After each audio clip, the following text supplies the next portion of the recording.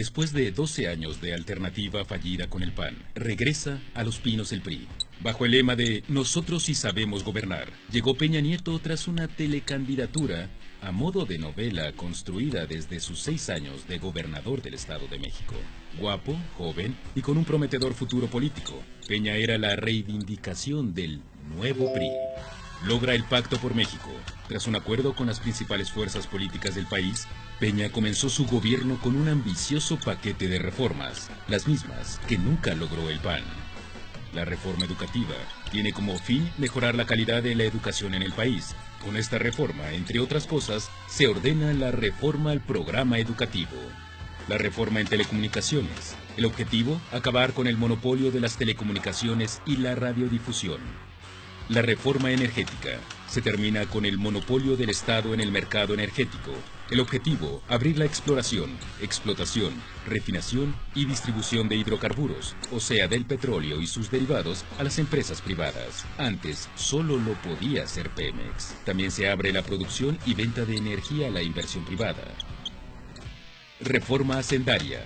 Objetivo, aumentar la capacidad recaudadora del Estado. Se busca depender menos del petróleo y más del dinero que cobra el Estado. Por estas reformas, EPN se colocó en la opinión pública como El Salvador y probó el sabor del Mexican Moment. Termina la luna de miel del país con EPN. Nuevos proyectos, con los cuates de siempre. Se descubre red de corrupción para los grandes proyectos de Peña. Se cuestiona el proyecto del tren México-Querétaro. Con una licitación amañada, el consorcio ganador incluye a una empresa china y a los cuates del presidente. Se cancela el tren México-Querétaro tras ser sumamente cuestionado por el Congreso, pero sobre todo por la investigación periodística que revela los vínculos entre Peña y las empresas constructoras del tren. La Casa Blanca, supuestamente propiedad de la primera dama, fue vendida a la esposa del presidente por un precio preferencial. Los números no salían. La gaviota tenía que haber ganado mucho más de lo que se calcula para adquirir una propiedad así. La casa de Malinalco del secretario de Hacienda repite la ecuación. Le fue vendida mucho más barata por uno de los contratistas del gobierno. La corrupción mata.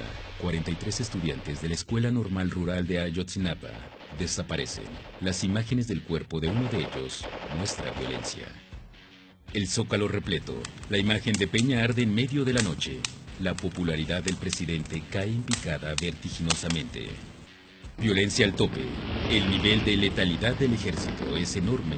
Según el New York Times, por cada herido el ejército mata a 8. Se descubren ejecuciones en Tanuato y Tlatlaya. El nombre del PRI más sucio que nunca. La dupla de Duartes, Javier de Veracruz y César de Chihuahua, suman escándalos de corrupción junto con Borge en Quintana Roo, Rodrigo Medina de Nuevo León y Guillermo Padres de Sonora. El presidente ha incumplido con sus promesas en materia de transparencia y combate a la corrupción. Aprueban la reforma en materia de transparencia. Tras una enorme resistencia del gobierno, la presión de las organizaciones de la sociedad civil, logran una de la mejor ley de transparencia en el mundo, según especialistas internacionales. La estrategia se repite. Organizaciones de la sociedad civil logran el nuevo e innovador Sistema Nacional Anticorrupción. El gobierno no quiere sacar las manos de la Procuración de Justicia. Peña nombra al fiscal Carnal, el antes abogado del PRI. El primer gobernador en caer, Padres Elías de Sonora, es arrestado junto con su hijo. Ambos son acusados por delincuencia organizada. El gobierno permanece inmóvil ante los escándalos de los gobernantes priistas. La aprobación del presidente cae a los niveles más bajos de la historia. Poco más de 20% de los mexicanos aprueban su gestión. Se descubre que el gobierno compró un software para espiar activistas y empresarios y reporteros. Se acusa al secretario de Gobernación de beneficiar a empresas hidalguenses con millonarios contratos del gobierno federal. Explota la bomba de Odebrecht. Altos mandos de la filial brasileña implicada en escándalos de corrupción en todo Latinoamérica destapan la cloaca. Es implicado el exdirector de Pemex, Emilio Lozoya, quien también fuera del equipo de campaña de EPN. Medios pagados. El Universal, por ejemplo, recibe más de 200.000 pesos diarios en publicidad oficial, según organizaciones de la sociedad, como Fundar. La televisora favorita del gobierno recibe cientos de miles de millones en 5 años de gobierno. Contar lo bueno cuesta mucho. La libertad de expresión sufre un gran golpe con el despido de Leonardo Curcio, quien se niega a despedir a Amparo Casar y a Ricardo Rafael, quienes hacen una dura crítica de las propuestas del PRI de eliminar plurinominales del Congreso, señalando esto solo beneficiará al PRI porque tendría el control del mismo. El fiscal carnal, Raúl Cervantes, anuncia que tiene preparada la investigación del caso Odebrecht. Renuncia al día siguiente. Un simple encargado de despacho toma en una decisión en contra de la Constitución y el mandato del Senado, aprobado por una mayoría. La oposición y el fiscal especializado anuncian que objetarían la decisión.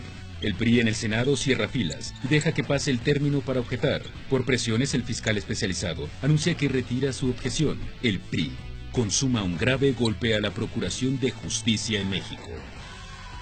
Crisis institucional. No hay procuraduría. No se han nombrado a los magistrados que estarán encargados de aplicar las nuevas leyes anticorrupción. Los ciudadanos nombrados para el Sistema Nacional Anticorrupción denuncian que no los dejan trabajar. Los medios de comunicación no son libres. A pesar de haber demostrado rebase de topes de campaña, el Tribunal Electoral no anula la elección en Coahuila. El temblor del 19 de septiembre muestra a una sociedad civil articulada y que supera en acción al gobierno. La emoción de este fenómeno es fugaz. Todo regresa a la normalidad.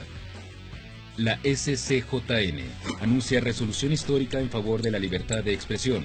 La organización Artículo 19 logra que se ordene al Congreso a emitir una ley que regule el gasto oficial en materia de comunicación gubernamental, ya que la manera en la que actúa en gobierno funciona como ley mordaza, es decir, le doy dinero a quien me beneficia y le quito a quien no. Organizaciones de la sociedad civil anuncian que México vive violencia desmedida. En nuestro país hay más muertos que en países en guerra. Sacar al ejército y a la marina a las calles no ha funcionado. Aumenta a 24 el número de estados con presencia militar. El presidente acusa a las organizaciones de hacerle bullying. El gobierno ya no soporta la crítica. La Cámara de Diputados aprueba sin control alguno el presupuesto más grande en la historia de México, más de 5 billones de pesos. Medios independientes señalan presiones del secretario de la Defensa a gobernadores de oposición, o apoyan la iniciativa o quita a los militares de los estados. La Ley de Seguridad Nacional es aprobada en las cámaras bajo una nube de incoherencias. Está por verse si la CNDH presentará controversia constitucional contra esta ley. Mientras tanto, México se ha volvido más corrupto, violento, sin libertad de expresión. El gobierno ha logrado dominar hasta el Congreso. Y lo peor es que esto aún no se termina.